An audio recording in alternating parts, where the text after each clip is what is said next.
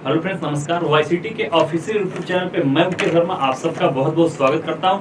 तो friends, polity की जो श्रृंखला चल रही थी उसी की अगली कड़ी में आज हम लोग अनुच्छेद 43 के आगे पढ़ेंगे। अनुच्छेद 43 में हमने क्या पढ़ा था? तो अनुच्छेद 43 में फ्रेंड्स हमने मजदूरों के लिए निर्वाह मजदूरी और कुटीर उद्योग के बारे में पढ़ा था। ठीक है, तो 43 में क्या पढ़ा था? मजदूरों के लिए निर्वाह मजदूरी, मतलब कम से कम इतनी मजदूरी मिलनी चाहिए जिसमें उनका निर्वाह हो सके और कुटीर उद्योग को बढ़ावा दिया जाए। ठीक है, तो कई बार ये सवाल पूछता है कि कुटीर उद्योगों की चर्चा कहाँ की गई है? तो कुटीर उद्योग की चर्चा डीपीएसपी के आर्टिकल 43 में की गई, ये आप याद रखिएगा। ठीक है, अगर आज पहली बार आप हमारे वीडियो को देख रहे हैं तो चैनल को सब्सक्राइब जरूर करिएगा और नोटिफिकेशन का बटन जरूर दबाइएगा ताकि जो अगली क्लास जाए उसका नोटिफिकेशन आपको मिल सके। और अगर आपने अभी तक पहले के वीडियो नहीं देखे हैं तो प्लेलिस्ट में जाइए, जहां पे पॉलिटी का सीक्वेंस से पहली क्लास से लेके 12 क्लास तक के सारे वीडियो अपलोड हैं। आज आपकी 13वीं क्लास है। आइए देखते हैं इसमें अनुच्छेद 43 के आगे। देखिए फ्रेंड्स, 43 तक हम पढ़े थे और इसके आगे हम लोग चर्चा करेंगे अनुच्छेद 43 का के बारे में। ठीक है, तो अनुच्छेद 43 का देखिए, जहां पे आपको ये का, खा, गा ये कुछ मिल जाए, इसका मतलब ये है कि ये जो प्रारंभ में संविधान बना था, मूल संविधान, उसमें ये आर्टिकल शामिल नहीं था, बल्कि बाद में किसी संशोधन द्वारा इसको जोड़ा गया। पहले आपके दिमाग में ये चीजें आनी चाहिए। और मैंने आपको बताया है कि ऐसे संशोधन के द्वारा जो अनुच्छेद बाद में जोड़े गए हैं वो एग्जाम की दृष्टि से बहुत ही महत्वपूर्ण होते हैं। तो देखिए, अनुच्छेद 43 का को 42वां संविधान संशोधन, यही डायरेक्ट पूछ लेता भैया कि किस संविधान संशोधन शामिल किया गया था। तो 42वां संविधान संशोधन 1976 के द्वारा इसको भारतीय संविधान में शामिल किया गया था। कब भैया? तो 42वां संविधान संशोधन 1976 के द्वारा भारतीय संविधान में अनुच्छेद 43 का को शामिल किया गया था। इसमें क्या व्यवस्था की गई ये भी देख लीजिए। इंग्लिश में 43 का को क्या कहते हैं भैया? 43A। तो इंग्लिश में इसी को 43A कहेंगे, हिंदी में 43 का, इंग्लिश में क्या कहेंगे? Article 43A। ठीक है, 42वां संविधान संशोधन 1976 के द्वारा भारतीय संविधान में इसको शामिल किया गया था। इसमें व्यवस्था क्या की गई है? तो इसमें कहा गया है उद्योगों के प्रबंधन में मजदूरों को भागीदार बनाना। ठीक है, तो उद्योगों के प्रबंधन में मजदूरों को भागीदार बनाना, इसकी व्यवस्था क्यों की गई? ताकि जो मजदूर वर्ग हैं, जो उस उद्योग में काम करने वाले मजदूर हैं, उनका शोषण कंपनी के द्वारा ना किया जाए। इसलिए अनुच्छेद 43 का के माध्यम से ये व्यवस्था की गई है। सरकार का ये कर्तव्य होगा, राज्य का ये कर्तव्य होगा कि वो उद्योगों के प्रबंधन में मजदूरों को भागीदार बनाए ताकि उनका शोषण ना हो सके। जब भी उद्योग या कारखाने या उस कंपनी से संबंधित कुछ नियम बनाए जाए तो उसमें मजदूरों की भी राय मानी जाए। और इसी के तहत लेबर यूनियन का गठन किया जाता है। किसका भैया? Labour union. आप सब देखते होंगे कि हर कंपनी में लेबरों का अपना एक यूनियन होता है। तो जो लेबर यूनियन का कॉन्सेप्ट आया है वो किसके तहत आया? अनुच्छेद 43A के तहत आया है। इसी के तहत भैया लेबर यूनियन का क्या किया जाता है? गठन किया जाता है।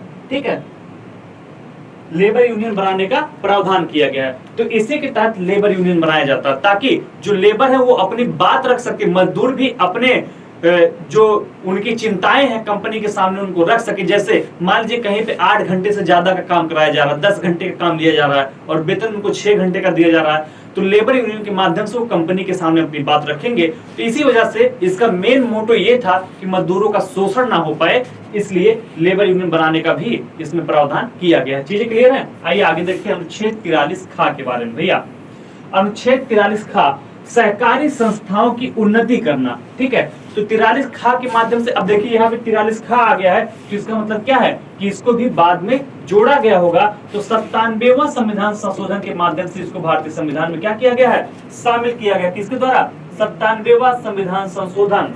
ठीक है, 97वां संविधान संशोधन 2011 के माध्यम से। भैया ये बड़ा इंपॉर्टेंट होता है। ठीक है, कि किस संशोधन के द्वारा कौन सा अनुच्छेद भारतीय संविधान में शामिल किया गया है। ये अक्सर सवाल पूछा जाता है एग्जाम में, चाहे वो वनडे लेवल का एग्जाम हो या स्टेट पीसीएस का एग्जाम हो, वहां पे ये सवाल आपसे पूछा ही पूछा जाएगा। तो अनुच्छेद 43 खा में क्या व्यवस्था की गई है कि सहकारी संस्थाओं की उन्नति की जाएगी। मतलब क्या है? उनको बढ़ावा दिया जाएगा। ठीक है, उनका मैनेजमेंट अच्छी तरीके से किया जाएगा। तो सहकारी संस्थाओं की उन्नति करना किसमें शामिल है? अनुच्छेद 43 खा में। 97वां संविधान संशोधन 2011 के द्वारा इसको भारतीय संविधान में शामिल किया गया। अगर पूछे 43 का को किस संविधान संशोधन के तहत, तो 42वां। अगर आपसे पूछे अनुच्छेद 43 खा को किस संशोधन के तहत, तो भैया 43 खा किसके साथ, 97वां संविधान संशोधन 2011 के तहत इसको भारतीय संविधान में क्या किया गया, शामिल किया गया। चीजें क्लियर हो गई। तो 43 में हमने निर्वाह मजदूरी और कुटीर उद्योग के बारे में पढ़ा था। 43 का में हमने उद्योगों के प्रबंधन में मजदूरों की भागीदारी सुनिश्चित करना ये पढ़ा। लेबर यूनियन का कांसेप्ट इसी अनुच्छेद से लाया गया है। 43 खा में हमने सहकारी संस्थाओं को बढ़ावा देना या उनकी उन्नति करना पढ़ा। इसको किसके द्वारा जोड़ा गया, तो 97वां संविधान संशोधन 2011 के द्वारा इसको भारतीय संविधान में शामिल किया गया। इसके आगे बढ़ेंगे और देखेंगे अगला अनुच्छेद कौन सा। देखिए आर्टिकल 44, ठीक है। आर्टिकल 44 पे इन दोनों बहुत बहस हो रही है। इसको याद करने का तरीका आप देख लीजिए। 44 मतलब क्या है भैया, दोनों बराबर हैं, 4 और 4 हो गया क्या भैया 44। तो 44 मतलब सभी नागरिकों के लिए समान नागरिक संहिता। तो यहाँ पे 4 मतलब क्या है, बराबर है ना, तो सभी के लिए बराबर नियम और कानून इसके अंतर्गत इसकी व्यवस्था की गई है। ठीक है, तो याद करने का तरीका क्या हो गया, अनुच्छेद 44 में क्या कहा गया, नागरिकों के लिए समान नागरिक संहिता, ठीक है, की व्यवस्था की करेगा राज्य। चीजें क्लियर है। लेकिन राजनीतिक कारणों से राजनीतिक नफा नुकसान को देखते हुए अभी तक अनुच्छेद 44 को भारत में लागू नहीं किया सकता है। ठीक है, समान नागरिक संहिता को लागू करने वाला भारत का पहला राज्य कौन सा बन गया है भैया, गोवा। समान नागरिक संहिता, समान सिविल कोड, ठीक है, इसको क्या कहते हैं, सिविल कोड। आजकल इसकी चर्चा बहुत चल रही है, मोदी सरकार सिविल कोड लाने वाली है। ठीक, इसका तात्पर्य क्या, समान नागरिक संहिता का। आप देखते हो विवाह हो रहा हिंदू में, मतलब कि अलग माध्यम से, मुस्लिम का अलग हो रहा, तलाक उनका अलग हो रहा, तो सभी को एक ही नियम के तहत लाना ही समान नागरिक संहिता है। ठीक है, मतलब वैवाहिक संबंध अगर हो रहे हैं या इस प्रकार की कोई व्यवस्था है, तो उसमें मुसलमानों का अपना एक अलग संविधान बना हुआ, उनका धर्म ग्रंथ है, उसके हिसाब से चलते हैं, और हिंदू का अपना हिंदू बिल कोड है, उसके हिसाब से चलते हैं। तो सभी को एक ही नियम कानून के तहत लाना, ठीक है, किसी के लिए वो चाहे हिंदू हो, चाहे मुस्लिम हो, चाहे सिख हो, चाहे ईसाई हो, सभी के लिए एक ही नियम कानून बनाना, इसी को कहते हैं समान नागरिक संहिता, समान सिविल कोड, मतलब सभी के लिए समान नियम होना।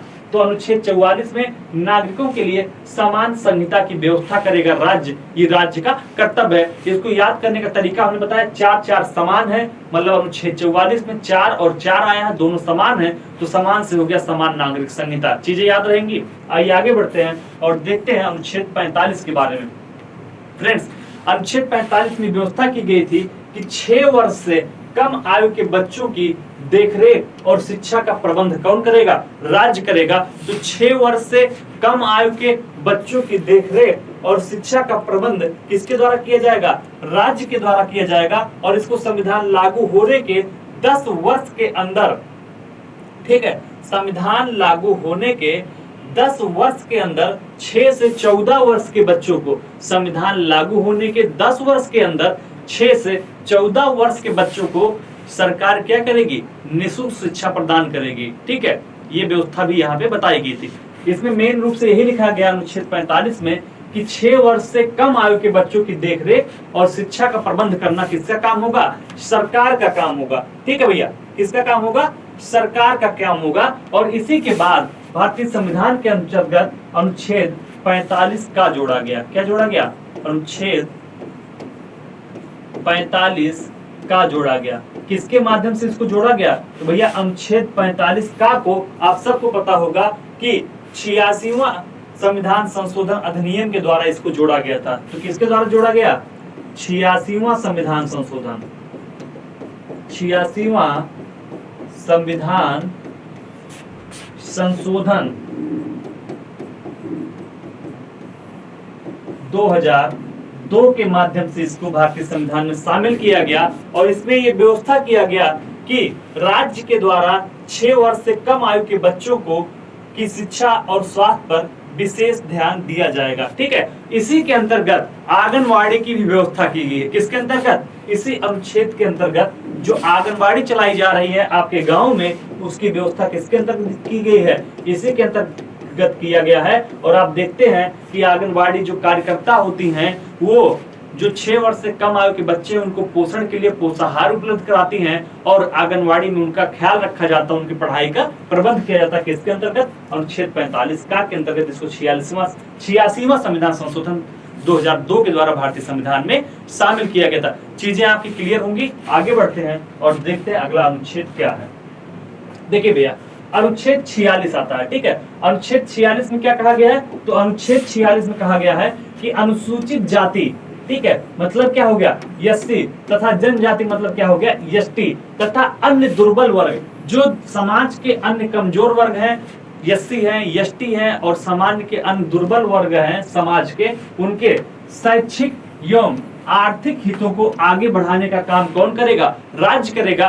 तो ये जो डीपीएसपी है, ये जो नीति निर्देशक तत्व है, वो सरकार को ये इंडिकेशन देते हैं कि आप जो नीतियां बनाएंगे उनको इन खासकर अनुसूचित जाति मतलब एससी एसटी और दुर्बल वर्ग की जरूरतों को ध्यान में रखते हुए बनाएंगे। ये राज्य या सरकार का कर्तव्य होगा। तो आप देखते होंगे कि जो योजनाएं बनाई जाती हैं, वो चाहे एससी एसटी के लिए हो चाहे दुर्बल वर्ग के लिए हो, उसको निर्देशित करने का काम कौन करता है? तो जो हमारे संविधान में शामिल किया गया डीपीएसपी है, मतलब directive principle for state policies. Directive principle मतलब कि जो डायरेक्शन देता है सिद्धांतों का, किसको? स्टेट पॉलिसीज मतलब राज्य के नीतियों के लिए। तो राज्य की नीतियां इन्हीं के मार्गदर्शन में हम कह सकते हैं कि एक प्रकार से बनाई जाती हैं। उनको मार्गदर्शन देने का काम करता कौन है? राज्य को। तो यही डीपीएसपी निर्देशित करते हैं कि भैया इस प्रकार की नीतियां आप बनाइए ताकि जो एससी एसटी हैं, जो दुर्बल वर्ग हैं, उनका कल्याण हो सके। तो ये बात कहाँ कही गई है? अनुच्छेद 46 में। तो अनुच्छेद 46 में क्या कहा गया है? अनुसूचित जाति, जनजाति तथा अन्य दुर्बल वर्ग के शैक्षिक एवं आर्थिक हितों को आगे बढ़ाना, ये व्यवस्था की गई है अनुच्छेद 46 में। कई बार ये अनुच्छेद 46 पूछ लेता है क्योंकि ये साइलेंट किलर की भांति है, इसलिए बहुत लोग ध्यान नहीं देते। मेनली कौन सा याद करते हैं? 43 का याद करते हैं, 44 याद करते हैं, 45 याद करते हैं, 48 का याद करते हैं, बीच में 46 और 47 भूल जाते हैं। लेकिन भूलना नहीं है, डीपीएसपी में 36 से 51 तक जितने अनुच्छेद हैं सभी के सभी इंपॉर्टेंट है। चीजें क्लियर हैं? आइए आगे बढ़ते हैं और देखते हैं अनुच्छेद 47 में क्या कहा गया। भैया अनुच्छेद 47 में कहा गया है लोक स्वास्थ्य और पोषाहार में सुधार। तो लोक स्वास्थ्य के बारे में और पोषाहार सुधार के बारे में चर्चा कहाँ की गई है? अनुच्छेद 47 में। एवं शराब तथा अन्य मादक पदार्थों पर प्रतिबंध। तो आप देखते होंगे कुछ राज्य हैं जैसे बिहार हैं, उन्होंने शराब पे प्रतिबंध लगाया है। तो किसके तहत ये नीति बनाई गई? तो अनुच्छेद 47 ने ही सरकार को इंडिकेट किया, उनको निर्देशित किया कि भारतीय संविधान में व्यवस्था की गई है कि समय के साथ साथ जब संसाधन उपलब्ध हो जाएंगे, जब हमारा राज्य या हमारा राष्ट्र विकसित होने की दिशा में आगे बढ़ेगा, तो सरकार या राज्य का ये कर्तव्य होगा कि उस शराब तथा अन्य मादक पदार्थों पर प्रतिबंध लगाएगा। तो जो राज्य नीतियां बना रहे हैं वो किसको देख के बना रहे हैं? अनुच्छेद 47, क्योंकि ऑलरेडी हमारे संविधान के अनुच्छेद 47 यानी डीपीएसपी में ये व्यवस्था की गई थी कि लोक स्वास्थ्य और पोषाहार में सुधार करेगी कौन? सरकार। और सरकार का ये कर्तव्य होगा कि समय के साथ जब उसके पास संसाधन उपलब्ध हो जाएंगे तो शराब तथा अन्य मादक पदार्थों पर प्रतिबंध लगाएगा। जिन राज्यों को आप देखते हैं कि जहां पे शराब पे प्रतिबंध है, वो नीति किसके अनुसार बनी है? अनुच्छेद 47 के अनुसार बनेगी। चीजें क्लियर हो गई? तो जितने योजनाएं और नीतियां आप देखते हैं कि सरकार बनाने जा रही है, उसको बताता कौन है? तो नीतियां आज भी हमारा जो संविधान है वो भारत की सरकार हो या राज्य की सरकार हो, उनको निर्देशित करती है किस प्रकार की नीतियां बनाई जाए। आप समझ सकते हैं कि भारतीय संविधान निर्माताओं ने कितनी दूरदर्शी सोच रखी थी कि आज भी भारतीय संविधान दिशा निर्देश दे रहा है कि नीतियां कैसी बनाई जाए। तो जो शराब पे प्रतिबंध लगाया गया है, ये अन्य मादक पदार्थ हैं, बीड़ी, गुटखा, सिगरेट, इन सब पे जो प्रतिबंध लगाया जाता है वो किसके अनुसार लगाया जाता है? अनुच्छेद 47 के अनुसार इस पे प्रतिबंध लगाया जाता है। ठीक है भैया, ठीक। अब बढ़ते हैं और देखते हैं अनुच्छेद 48 में क्या चीजें कही गई है। देखिए अनुच्छेद 48 में कृषि और पशुपालन का विकास। तो अगर आपसे एग्जाम में पूछे अनुच्छेद 48 में किसका विकास करने के बारे में कहा गया है, तो कृषि एवं पशुपालन के विकास की चर्चा कहाँ की गई है? अनुच्छेद 48 में। ठीक है, तो अनुच्छेद 48 में कृषि एवं पशुपालन के विकास तथा गाय एवं अन्य दुधारू पशुओं के वध का निषेध किया गया। तो अगर आपसे एग्जाम में पूछे कि गोवध निषेध भारतीय संविधान के किस अनुच्छेद में किया गया है, तो भैया गोवध या गो हत्या का निषेध कहाँ किया गया है? गोवध या गो हत्या का निषेध किया गया है कहाँ पे? तो गोवध या गो हत्या का निषेध आपका अनुच्छेद 48 के अंतर्गत किया गया। याद रखिएगा, अनुच्छेद 48 में अक्सर एग्जाम में जो पूछता कृषि एवं पशुपालन का विकास। तो कृषि एवं पशुपालन का विकास तो अनुच्छेद 48 में है ही साथ अनुच्छेद 48 में डीपीएसपी के माध्यम से सरकार को या राज्य को ये निर्देशित किया गया है कि समय के साथ साथ गाय एवं अन्य दुधारू पशुओं के वध पर सरकार रोक लगाएगी। जब उसके पास पर्याप्त संसाधन या पर्याप्त समय बीत जाएगा, पर्याप्त समझ विकसित हो जाएगी, तो सरकार का ये दायित्व होगा। अनुच्छेद 48 के माध्यम से डीपीएसपी सरकार या राज्य को निर्देशित करती है कि सरकार का ये दायित्व होगा कि कृषि एवं पशुपालन का विकास किया जाए तथा जो गाय एवं अन्य दुधारू पशु हैं, जैसे बकरी दुधारू पशु है, जैसे भैंस दुधारू पशु है, तो जो दूध देने वाले पशु हैं उनकी हत्या का निषेध किया जाए सरकार के द्वारा या राज्य के द्वारा। ये बातें कहाँ कही गई हैं? अनुच्छेद 48 में। तो भैया अनुच्छेद 48 में दो महत्वपूर्ण चीजें हो गई, एक आपका कृषि एवं पशुपालन का विकास हो गया और दूसरा आपका गोवध या गो हत्या का निषेध। तो अगर आपसे पूछे गो हत्या का निषेध कहाँ है, तो अनुच्छेद 48 में है। अब देखिए, इसी के बाद अनुच्छेद 48 का को भारतीय संविधान में शामिल किया गया। आगे हम लोग क्या पढ़ेंगे? अनुच्छेद 48 का को पढ़ेंगे। अनुच्छेद 48 का को भारतीय संविधान में 42वां संविधान संशोधन के द्वारा शामिल किया गया था।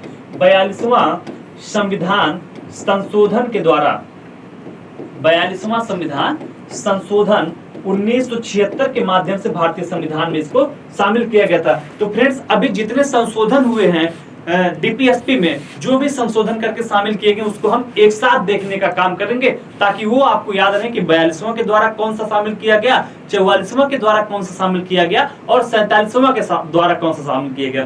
तीन चीजें महत्वपूर्ण आप याद कर लीजिए कि डीपीएसपी से संबंधित जो संशोधन है वो 42 है, 44 है और 97 है। ज्यादातर किसमें है? 42 में। तो कभी कंफ्यूज ही ना करिए, अगर आपको कुछ ना आ रहा हो तो 42 जरूर मार दीजिए। केवल सहकारी से संबंधित चीजें अगर पूछी जाए तो 97, उसको मैं अभी अलग से कराने चल रहा हूं, पहले ये देख लीजिए। तो अनुच्छेद 48 का को 42वां संविधान संशोधन 1976 के द्वारा भारतीय संविधान में शामिल किया गया था। इसमें क्या व्यवस्था की गई कि पर्यावरण का संरक्षण किया जाएगा एवं वन्य जीवों की रक्षा की जाएगी। तो पर्यावरण संरक्षण एवं वन्य जीवों की रक्षा ये कहाँ शामिल किया गया है? तो ये यहीं पे, इसी के अंतर्गत राष्ट्रीय वन नीति, सामाजिक वानिकी तथा वन्यजीव संरक्षण जैसे कानून बने। तो भैया इसी के अंतर्गत आपका पर्यावरण संरक्षण अधिनियम आया। इसी के अंतर्गत क्या आया? पर्यावरण संरक्षण अधिनियम बना, ठीक। वन्यजीव संरक्षण अधिनियम बना। तो पर्यावरण संरक्षण अधिनियम कब आया था? 1986 में आया था आपका। वन्यजीव संरक्षण अधिनियम इसी के अंतर्गत बना। कौन सा भैया? वन्यजीव संरक्षण अधिनियम। तो वन्यजीव संरक्षण अधिनियम जो बना 1972 में, वो भी इसी के द्वारा बना था। वन नीति जो आपकी बनी है, वन नीति, तो ये सब सारी नीतियां किसके अंतर्गत बनाई गई हैं? भैया अनुच्छेद 48 का के अंतर्गत। तो महत्वपूर्ण चीज ये था कि अनुच्छेद 48 का को भारतीय संविधान में कब शामिल किया गया? तो 42वां संविधान संशोधन 1976 के द्वारा इसको भारतीय संविधान में शामिल किया गया था। इसी के द्वारा, इसी ने सरकार को निर्देशित किया, 48 का की डीपीएसपी ने ही सरकार को निर्देशित किया कि कौन कौन से कानून ऐसे बनाने चाहिए जिससे पर्यावरण का संरक्षण हो सके। तो सरकार ने इसी को ध्यान रखते हुए अनुच्छेद 48 का यानी डीपीएसपी 48 का को ध्यान रखते हुए ही पर्यावरण संरक्षण अधिनियम बनाया 1986 में, वन्यजीव संरक्षण अधिनियम बनाया 1972 में और वन नीति 1955 में। इन सारी चीजों को बनाने का काम किसके द्वारा किया गया? सरकार के द्वारा। और सरकार को निर्देशित करने का काम किसके द्वारा किया गया? डीपीएसपी 48 का के द्वारा। चीजें क्लियर है? ठीक। तो भैया 48 में हमने कृषि एवं पशुपालन का विकास पढ़ा, गोवध हत्या का निषेध पढ़ा। किसमें? 48 में। 48 का में हमने पर्यावरण संरक्षण एवं वन्य जीवों की रक्षा करना, ये सरकार का या राज्य का कर्तव्य होगा। वो ऐसे नियम बनाए गए जिससे पर्यावरण का संरक्षण हो सके और वन्य जीवों की सुरक्षा हो सके। तो उसके लिए कई प्रकार के कानून बनाए गए, जैसे पर्यावरण संरक्षण अधिनियम बनाया गया 1986 में, वन्यजीव संरक्षण अधिनियम बनाया गया और वन नीति बनाई गई। ये सारे कानून इसी के अंतर्गत बनाए गए। आगे बढ़ते हैं और देखते हैं हम लोग अगला अनुच्छेद क्या कह रहा है। देखिए अनुच्छेद 49, ठीक है। तो इसमें राष्ट्रीय महत्व के स्मारकों, वस्तुओं और स्थानों का संरक्षण। तो अनुच्छेद 49 के माध्यम से ये व्यवस्था किया गया था भैया कि संसद द्वारा घोषित राष्ट्रीय महत्व के स्मारक जो भी हैं, जो वस्तुएं हैं और जो स्थान है उनका संरक्षण किया जाएगा, कलाकृतियों का, ऐतिहासिक धरोहरों का। तो सब मिला के ऐतिहासिक धरोहरों का, ठीक है, हम ये कह सकते हैं ऐतिहासिक धरोहर, इनका संरक्षण किसके द्वारा किया जाएगा? सरकार या राज्य का कर्तव्य होगा कि संसद के द्वारा घोषित राष्ट्रीय महत्व के जितने स्मारक हैं, स्मारक का मतलब क्या हो गया? जो पहले के समय में बने हुए हैं, जैसे आपका सोमनाथ हो गया, सोमनाथ का मंदिर हो गया, जैसे सारनाथ के बौद्ध स्तूप हो गए, तो ये सब हमारी धरोहरें हैं भैया। जैसे हमारा लाल किला हो गया, ये हमारे लिए क्या है? धरोहर है, जो हमारे पूर्वज हमको सौंप के गए हैं। तो उनका कोई वस्तु है, जैसे चंद्रशेखर आजाद जी की जो पिस्टल है हमारे यहाँ इलाहाबाद में कंपनी गार्डन में जो रखा गया है, ठीक है, तो उनका संरक्षण किया जाएगा किसके द्वारा? राज्य के द्वारा। तो अनुच्छेद 49 में यही कहा गया है कि राष्ट्रीय महत्व के जो स्मारक हो गए, ठीक है, जो वस्तुएं हो गई, पिस्टल हो गई, तलवार हो गई, ये सारी चीजें हो गई, और स्थानों का संरक्षण किया जाएगा किसके द्वारा? राज्य की सरकार के द्वारा। यह राज्य का ये कर्तव्य होगा कि वो समय समय पे ऐसी नीतियां बनाएगा, किसके द्वारा? अनुच्छेद 49 के माध्यम से, अनुच्छेद 49 से दिशा निर्देश प्राप्त करते हुए, ताकि राष्ट्रीय महत्व के स्मारकों का, वस्तुओं का और स्थानों का क्या हो सके? संरक्षण हो सके। आगे देखिए अनुच्छेद 50 को याद कर लीजिए भैया, 50-50, ठीक। अनुच्छेद 50 को किससे याद कर लीजिए? 50-50। तो कार्यपालिका को न्यायपालिका से पृथक करना, कार्यपालिका को न्यायपालिका से पृथक करना, मतलब 50-50 दोनों में क्या करना? बंटवारा करना, ठीक भैया, बंटवारा करना। देखिए अनुच्छेद 44 आपको कैसे याद कराया था? 4-4, मतलब दोनों बराबर हैं, मतलब सभी के लिए एक समान कानून।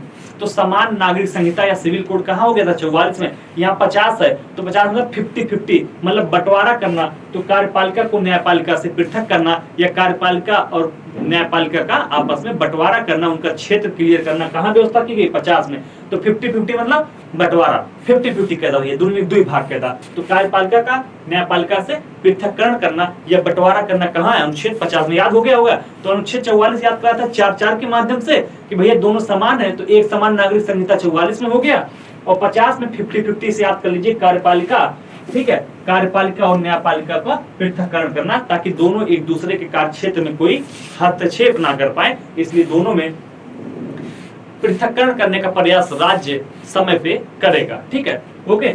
अनुच्छेद 51, तो अंतरराष्ट्रीय शांति और सुरक्षा को बढ़ावा देना ये हमारे राज्य का कर्तव्य होगा। तो अंतरराष्ट्रीय शांति और सुरक्षा को बढ़ावा देना किसके अंतर्गत कहा गया है? अनुच्छेद 51 के अंतर्गत। तो अनुच्छेद 51 में क्या कहा गया? अंतरराष्ट्रीय शांति और सुरक्षा को बढ़ावा देना। चीजें क्लियर हो गई। 49 में हमने राष्ट्रीय महत्व के स्मारकों के बारे में पढ़ा, वस्तुओं और स्थानों के संरक्षण के बारे में पढ़ा। 50 में कार्यपालिका का न्यायपालिका से पृथककरण हो गया। 51 में अंतरराष्ट्रीय शांति और सुरक्षा को बढ़ावा देना हो गया। अब हम इसके आगे एक साथ पढ़ेंगे कि कौन कौन से ऐसे अनुच्छेद हैं जो किस किस संशोधन के द्वारा जोड़े गए थे। तो फ्रेंड देखिए, हम कुछ महत्वपूर्ण संशोधन जो हुए हैं डीपीएसपी के लिए, तो डीपीएसपी में हुए संशोधन, ठीक। ये सवाल कभी कभी यहाँ से आता है, तो इसको मैं नोट कर दे रहा हूँ, आप लोग इसे नोट कर लीजिए और पढ़िएगा जरूर इसको, क्योंकि यहाँ सवाल आता है। तो देखिए 42वां संविधान संशोधन के द्वारा क्या क्या शामिल किया गया डीपीएसपी में? 42वां संशोधन के द्वारा डीपीएसपी में कौन कौन सी चीजें शामिल की गई हैं? तो 42वां के द्वारा आपका 39A शामिल किया गया था। क्या क्या शामिल किया गया भैया? 42वां के द्वारा, देखिए 42वां के द्वारा आपका हो गया 39 से 43 से 48 से, ठीक है, 39 से 43 से और 48A। चीजें क्लियर हैं? तो देखिए 39A में क्या था आपका? 39A में समान न्याय और निःशुल्क विधिक सहायता थी, ठीक है, समान न्याय और निःशुल्क विधिक सहायता, निःशुल्क विधिक सहायता, ये कहाँ पे है? 43 का में है। तो इसको किसके द्वारा शामिल किया गया? 42वां के द्वारा। 43A में आप सबको पता होगा कि उद्योगों के प्रबंधन में जो मजदूर है उनको शामिल करना। तो उद्योगों के प्रबंधन में मजदूरों की भागीदारी अभी 43A आज ही पढ़ा है, इसको भी 42वां संविधान संशोधन। 48A में क्या है? पर्यावरण संरक्षण और जीवों की, वन्य जीवों की रक्षा, इसको भी हमने पढ़ा। तो ये सारी चीजें किसके द्वारा शामिल की गई हैं? 42वां संविधान संशोधन द्वारा। इसके अलावा आर्टिकल 39F जो था, एफ में स्मॉल लेटर में जो हम पढ़े थे, इसको भी 42वां संविधान संशोधन द्वारा शामिल किया गया था। इसके बाद देख लेते हैं 44वें के द्वारा किसको शामिल किया गया। तो देखिए 44वां संशोधन के द्वारा, 44वां संशोधन द्वारा जो आपको शामिल किया गया है वो है 38 का 2, ठीक है, अनुच्छेद 38(2) को शामिल किया गया है। किसके द्वारा? 44वें संविधान संशोधन द्वारा। इसके अलावा 97वां संविधान संशोधन द्वारा क्या शामिल किया गया? आप सबको पता होगा कि सहकारी संस्थाओं को बढ़ावा देना, ठीक है, सहकारी संस्थाओं को बढ़ावा देना, यानी आर्टिकल 43 खा को शामिल किया गया। किसको शामिल किया गया? 43 खा, सहकारी संस्थाओं को बढ़ावा देना या उनकी उन्नति करना। तो देखिए डीपीएसपी से संबंधित जो प्रमुख संशोधन हुए हैं, यही इतने संशोधन हुए हैं। कौन कौन से? 42, 44 और 97। तो 42 के अंतर्गत आपका अनुच्छेद 39A डीपीएसपी में शामिल किया गया था, अनुच्छेद 43A डीपीएसपी में शामिल किया गया था, 48 से और 39F। तो ये चार 42वें संशोधन के द्वारा। 42वां संशोधन कब हुआ था? तो 1976 में हुआ था। इसके अलावा 44वां संविधान संशोधन द्वारा क्या शामिल किया गया? 38(2), ये कब हुआ था? 1978 में हुआ था। इसके अलावा 97वां संविधान संशोधन द्वारा 43 खा आपके इसमें शामिल किया गया था। और 43 खा में व्यवस्था क्या की गई है? तो 43 खा में ही सहकारी संस्थाओं की उन्नति करना, ये 97वां संविधान संशोधन 2011 के माध्यम से डीपीएसपी में शामिल किया गया था। चीजें क्लियर हो गई? तो डीपीएसपी में इतनी चीजें आपकी शामिल की गई थी। और अब हम देखेंगे कि कौन कौन से ऐसे अनुच्छेद हैं जो गांधीवादी प्रकृति के हैं, कौन कौन से ऐसे अनुच्छेद हैं जो कि समाजवादी प्रकृति के हैं, और कौन कौन से ऐसे अनुच्छेद हैं जो प्रगतिवादी यानी पश्चिमी देशों से संबंधित हैं। वो तीन चीजें अगर हम देख लेते हैं तो पूरा का पूरा डीपीएसपी आज आपका फिनिश हो जाएगा। तो वो भी हम लोग देख ही लेते हैं। देखिए जितने अनुच्छेद इसमें हमने पढ़े डीपीएसपी के अंतर्गत, उसमें कुल 3 प्रकार के अनुच्छेदों की व्यवस्था की गई है। कौन कौन से 3 प्रकार है भैया? एक आपका है गांधीवादी। कभी कभी सवाल पूछ लेता है कि निम्नलिखित में से कौन सा अनुच्छेद गांधीवादी अनुच्छेद है, ठीक है, कौन सा अनुच्छेद गांधीवादी अनुच्छेद है। चीजें क्लियर हैं? तो निम्नलिखित में से कौन सा अनुच्छेद गांधीवादी अनुच्छेद है? एक तो आपका ये पूछ लेता है कि गांधीवादी डीपीएसपी कौन से हैं, और कभी कभी ये पूछ लेता है समाजवादी डीपीएसपी कौन कौन से हैं, ठीक है, समाजवादी डीपीएसपी। और कभी कभी आपका पूछ लेता है कि इसमें से कौन आपका उदारवादी डीपीएसपी है या पश्चिमी देशों से संबंधित है, ठीक है, तो उदारवादी डीपीएसपी।